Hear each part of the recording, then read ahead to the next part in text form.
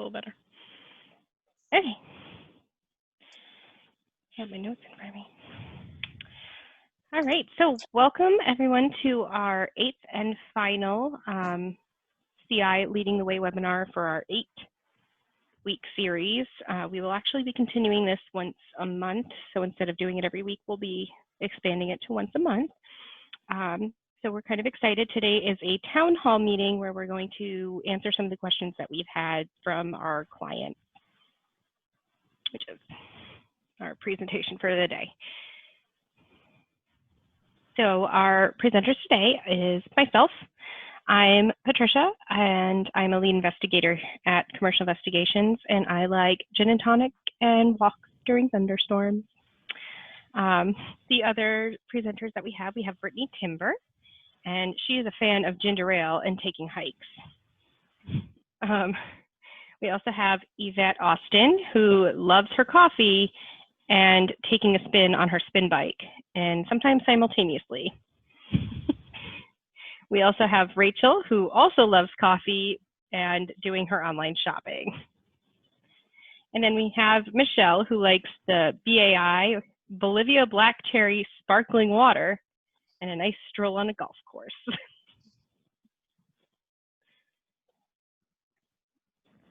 So I'm going to hand it over to Michelle to talk about our first question that we get a lot from our clients. Thanks, Patricia. So our clients are always curious, well, what is the New York State DMV lens inquiry? And how does this fit in with a regular motor vehicle report? And that's usually a pretty good question. So what happened is New York State years ago set up a license notification service called Lens for employers. And employers can do this directly, but a couple years ago we were able to become the first entity to be given authority to do it as an agent. And a lot of reasons why clients don't like to do it themselves directly is you have to keep an escrow account funded. You have the information separate from the background check and other pre-hired documents, where when you do it with us, it's all included in one. But what really happens with a New York State DMV lens versus a New York State motor vehicle report? They both start with an abstract, so you get a current snapshot of the person's driving history at this point in time. But then, just like a lot of background checks, the person comes on board, and if you don't do any more checking or any type of monitoring service, then you never know what's happening after they've come on board. So we have a line of Vigilant products. It's our continuous monitoring products, and New York State DMV Lens is a Vigilant product. And so it contains that monitoring component. So you're going to find out if an individual, say they've been with you a year, year and a half, all of a sudden they have an accident, you're going to be notified about that. Say maybe they get arrested for a DUI, you're going to be notified about that. So usually within 24 to 48 hours of those incidents happening, we get notified and we turn around and notify you. So you get all the same information as you get if you're doing it directly. However, you don't have to worry about an escrow account, and you don't have to worry about information being in a separate place versus, in our case, it's all part of your background check report. So that's a little bit about our New York State DMV lens. Let me know if you have any questions.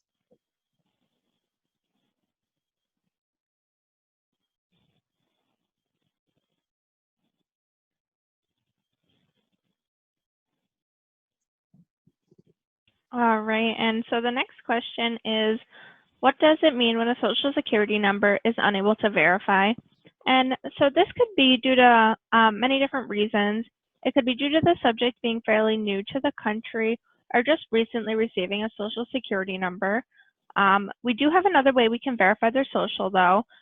There is an additional fee when we run this additional search, and we would just send the subject a specific form.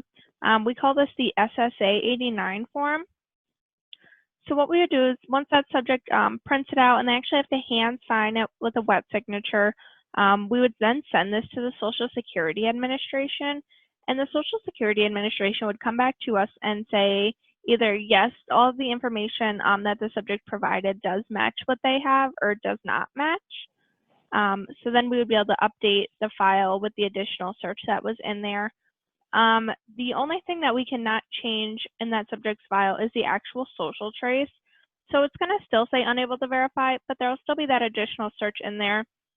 and that'll be called the consent-based SSN verification, and that will just have the results from the Social Security Administration on there. And if anybody else has any questions about that one, you can definitely let me know.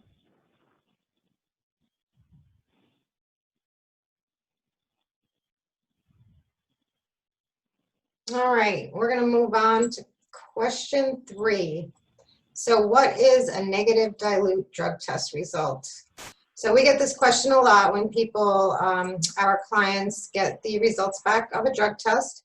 And so in general, what this means is the last cup of coffee or the last glass of water that someone may have had will not generally adversely affect drug test results. But a large quantity of fluid may actually do that.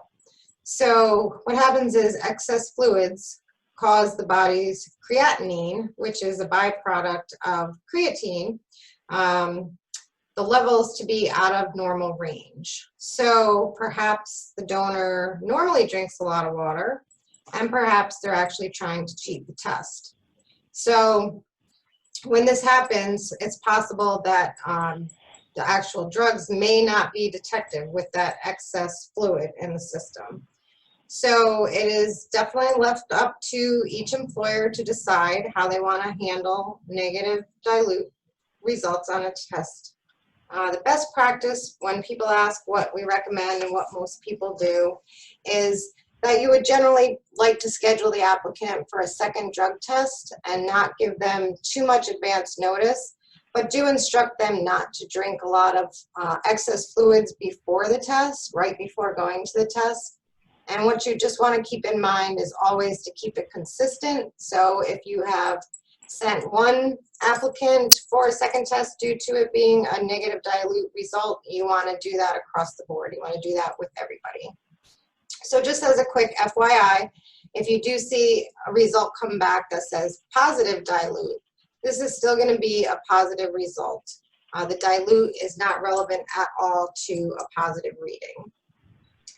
So if anybody has any questions on that, you can shout them out. Be happy to answer them. And if not, we're going to move on to question 4, and Rachel, take it away. Actually, Patricia, it's me. Patricia, take it away. So this is a question we actually get quite frequently, and that is, if I'm running a national sex offender inquiry, do I need to run a state-specific sex offender inquiry? And the answer to this is, it would be in your best interest to run a state-specific sex offender inquiry. While the National Sex Offender is a really good tool and it has a lot of great information, there are different states that have a little bit of peculiarities among them. So 3 of the states in particular that come to mind are New York State, Massachusetts, and Oregon. What you'll find is the National Sex Offender Registry kind of takes, it almost acts as a data scraper for the other different states that are have online repositories for the sex offenders. And it'll only provide for, like, Massachusetts, level 3 is online. So level 2s and level 1s are not online. So what we do is we actually reach out directly to the sex offender registry in Massachusetts, and we say, hey, here's our list of names, can you search them? Now, we're not able to get any level 1s, that information is not publicly available, but we are able to get level 2s, and then they'll also give us the level 3s. Similarly, in New York State, level 2 and 3 are on their online database. However, level 1s are not. So we do send out a daily list directly to the sex offender registry, and they come back and tell us whether or not they have matches.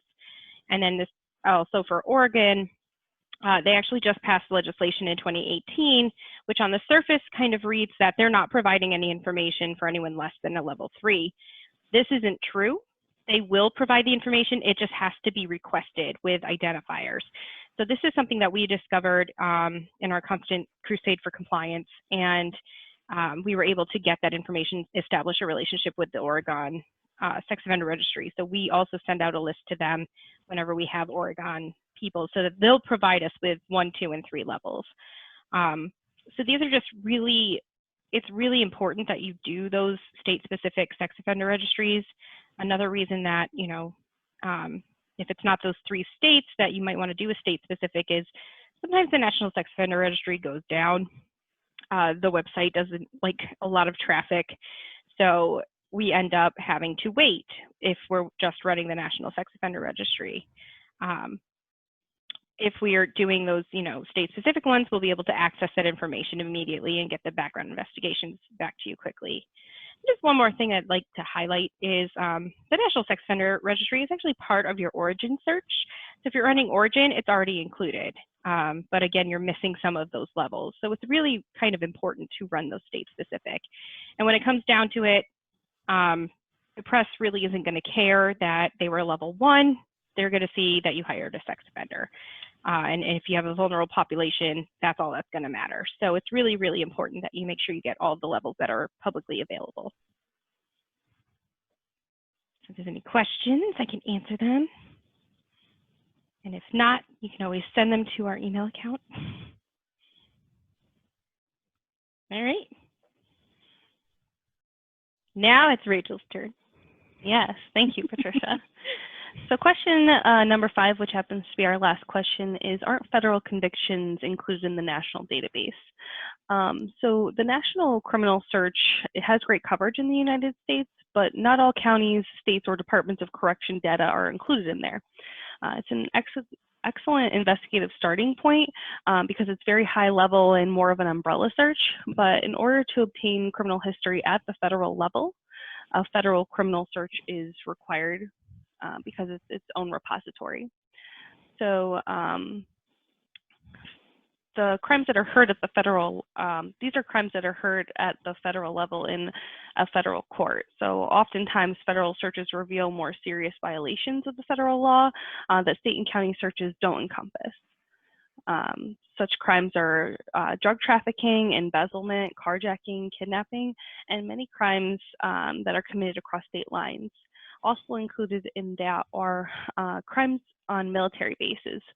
Because military bases are on federal property, those are considered federal crimes. So even with that, sometimes you're getting some lower level crimes that aren't necessarily a federal offense, but happened on military property or a military base. So just that's a really important thing to note as well about FedCrim, that you're getting that information in a federal criminal search that you are not going to be getting in the national criminal search.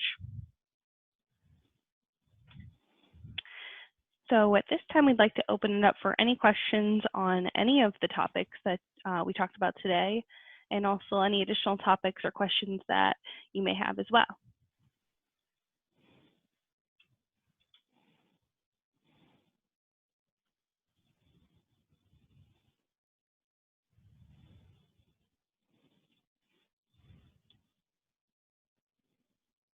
And if we don't have any questions, then certainly we can throw up our contact information here. If something pops into your mind later on, or if you want to speak with us one-on-one about anything, certainly you can give us a call or reach us at our staff email account.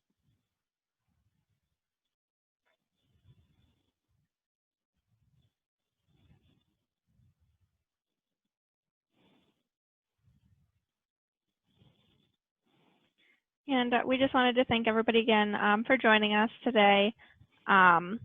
We are going to do it monthly, so we hope to see you there.